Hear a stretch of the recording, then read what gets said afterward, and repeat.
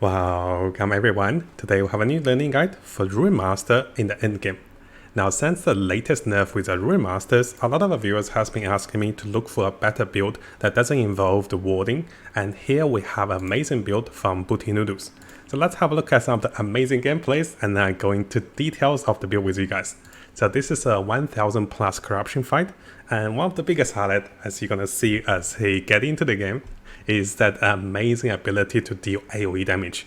Yes, this is the strongest and also the best animation build I've ever seen with last Epoch, and I don't have to say much, just watch the fireworks behind me, and this is the Force Core skill, which I'll explain. It is proccing 10 to 20 times a second, and this skill will auto-cast other skills, which will auto-cast other spells. So this is a one-button mobility combination with a Runemaster, which gains a lot of warding, very defensive, very offensive. Your entire screen is destroyed within seconds, and I guess the only downside for the AoE is that your eyes might not be able to adjust to so much fireworks and also animations in the background. But other than that, everything melts in front of you, behind you, and also the screen across you. So yes, this is an amazing build for farming the Monolith, for speed clearing content, and also just to AFK farm arenas and just staying still in your place, everything will die across you.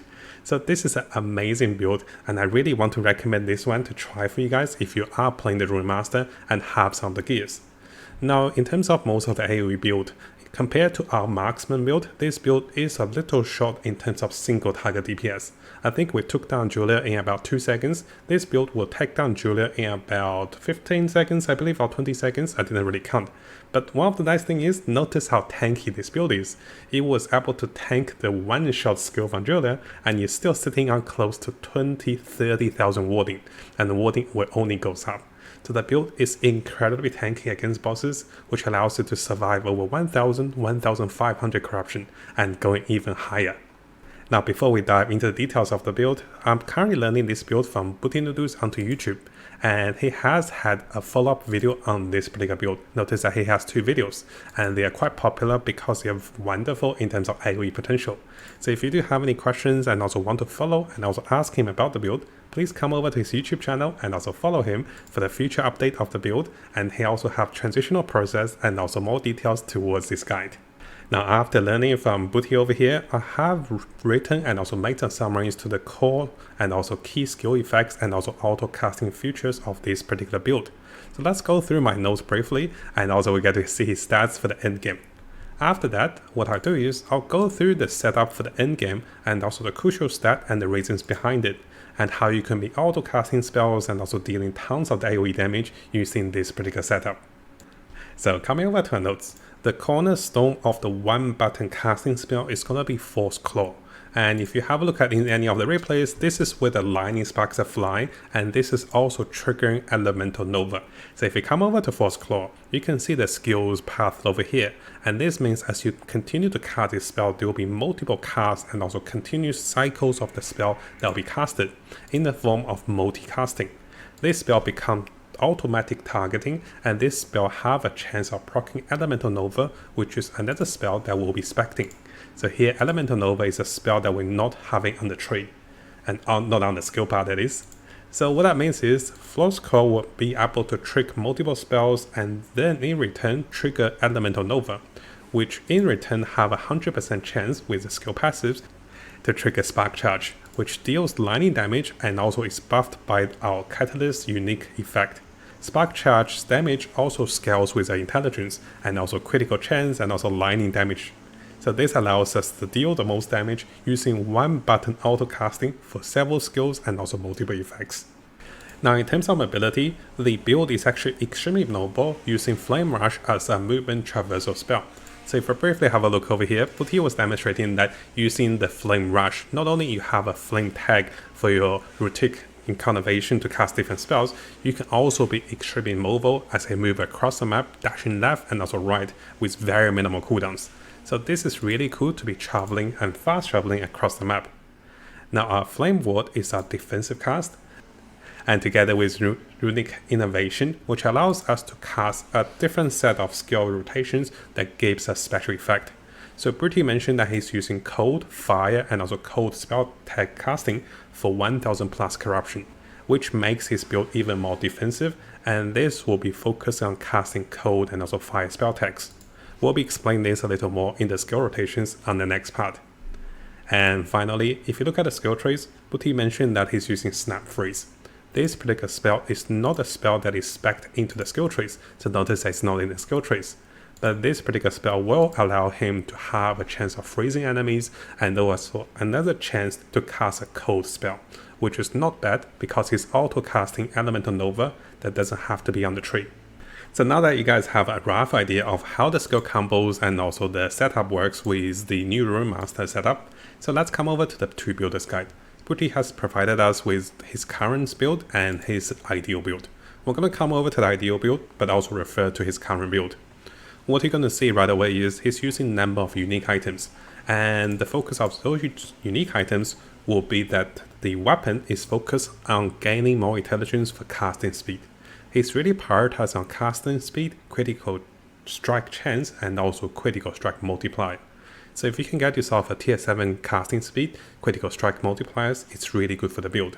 The faster you cast, the more force cores you cast, the more effects you trigger, and also more damage you deal. So for this particular one, other than the scaling with intelligence, it also gives a lot of good features in terms of debuffs because you'll be applying those as you cast multiple spells. Now the catalyst over here, we mentioned earlier, this catalyst will provide you with additional effects and also buffs to the lightning spell together with spark charge. Together with more benefits and also more damage scaling for the spark charge, this catalyst can also be crafted for additional casting speed, critical strike multiplier, and also defensively for ward per second. Now because this build will focus on gaining as much critical strike chance as you can, notice the critical strike chance here for spell is over 100%. Yes, he even uncapped himself. So this particular helmet is essential to have the critical strike chance to 4%. Together with getting tier 7 intelligence, lightning critical strike multipliers, this can deal a lot of damage with this helmet having so much critical strike chance and also critical strike multipliers. Together with damage taken reduction, this is one of the best helmet for the Runemaster for this particular build.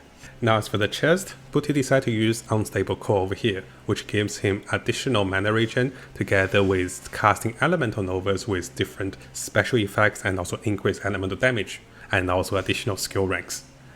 And you can see the crafting over here, he is focusing on scaling intelligence whenever he can, because intelligence will give him more damage with the spark charge that will be created throughout his spells, and intelligence will give him increased casting speed. So, and together intelligence also gives us ward retention. So you can see the final build will aim over 180 intelligence, which is incredibly powerful, both defensive and also offensive. As for the build over here, having 16 potion with the Jungle Queen really helps. It is not really that easy to get this one to tiers, to 3 legendary potential. And over here you can see that he is using, multiple legendary potential to gain more elemental resistance. Now if you guys can't achieve this, it's okay to get a 1 or 2 legendary potential. You will be a little short on resistance. And here I have made some adjustment, which allows you to seal some of your resistance on your rings. This is a great way to gain additional resistance if you guys want to be defensive. Notice that narcotic and also poison resistance are sealed over here, if you want to be having additional stats in terms of offense or defense for the later stage of the game. And you can see for the rings, he's going with more critical strike implicit rings together with tier 7 intelligence and also additional increase of critical strike chance. Now remember, he was capping himself with the critical strike chance, right? So if you find yourself having too much critical strike chance, this is when you can shift towards having more resistance on the rings and also on the amulets. Now as for the amulets, he's currently using increased critical strikes amulet as well. But if you find yourself dying to damage over time, you can switch the implicit over here to this particular amulet, which helps you to reduce damage over time. But for the sake of the highest damage, we're going to stay on this amulet for now. And here you can see he's getting additional spell critical chance with the tier 7 over here, together with critical strike multipliers and also chance to shred armor. Now because it is a stat heavy build, this particular set of boots will give him tons of stats in terms of dexterity, strength and also intelligence. Now as for the relic over here, he's going for the Twisted Heart. It could be a little harder to get a Legendary 2 potential, guys. Legendary 1 potential, having +4 skill rank or +3 skill rank on Force Claw is very important. Having additional intelligence will help, but because you're stacking intelligence everywhere else, it's okay if you don't get a 2 legendary potential. Now as for the gloves, he is currently using the gloves, which gives again increased critical strike chance for the Implicit, together with additional ward gain and also intelligence over here, and tons of resistance and also casting speed. The ideal gloves that was recommended, which could be very RNG, is gonna be these particular waving gloves. Now I do believe this one you have to render your stats, you can't craft them. So if you guys have been able to find a few cheap pair of those gloves with high waving potential, you can try to render those stats. And ideally, if you get tier 7 intelligence, tier 7 casting speed, and any resistance, this could be incredible as a replacement for these Exalted gloves. But it is not recommended, it could be really hard to get. But you know, it's something to be rendering, and this could be really cool to have something fun for the endgame. Now briefly going through the idols and also blessings. As mentioned earlier, when stacking critical strike chance together with increased armor, you can see the armor is actually pretty high. Together with any of the resistance you're missing, and also additional critical strike chance for the lightning spells will be really beneficial. Elemental penetration with Force Core is not bad, and again, anything that you're missing, whether it's armor, resistance or critical strike chance, you can be balancing this so you get close to 100% critical strike chance. Now as for the blessings, it is quite a mix of offense and also defense. Because you're critting so much, getting critical strike multiplier is really good. We really like the resistance, so having 20% resistance to everywhere will be really helpful. Together with gaining additional armor, and also chance to shred lightning resistance, cause most of our damage are coming from the spark charges as well. This will give us additional ways of dealing more damage for the particular build against the boss and also single target. Now briefly coming over to the skill rotation of the build, you can see that the build is extremely mobile using Flame Rush together with a 1-button setup with a Force Claw. And most of the time in higher level dungeons you don't have a problem, you're like Superman with elemental powers dashing through the dungeon. Now there are some highlights and also mentions in terms of the skill rotations and also combinations. But in order to promote the video from Booty over here, I'll recommend coming over to this part to his video so I don't summarize everything. So definitely coming over to his video to learn the skill rotations and also to learn the casting of cold, fire, cold spell for your combos of elemental spells to become more defensive with this particular spell over here. I cannot say the name. Runic Invocation? Yes, Runic Invocation. So definitely coming over to this part of the video to learn even more of the skill rotations from Booty over here. Now on the topic of skill rotations, it's quite important for us to understand the Runic Invocations over here. And a friend of mine who plays Runemaster a lot was recommending us to have the skills in the rotation of Flame Rush, Flame Ward and also Snap Freeze, or in terms of Force Claw. Because he mentioned, which I think I made a mistake earlier, the tag for the Flame Rush is actually converted to cold. So we have cold, fire and also cold spells for the orders of the Runic Invocation, which is quite important, guys, to have the cold, fire, cold setup, which in return will give us the Force Guard over here that has tons of damage reduction and also scales with intelligence. So it's very important to understand this particular rotation, guys, and I want to make this part added to the video to stress out the rotations for the Runic Invocation. Now before we finish the video, because this build is quite different from our previous Runemaster build, and this build will require some costly items, I just want to mention that, guys, if you cannot get this build, even at 0 legendary potential, this build is quite expensive.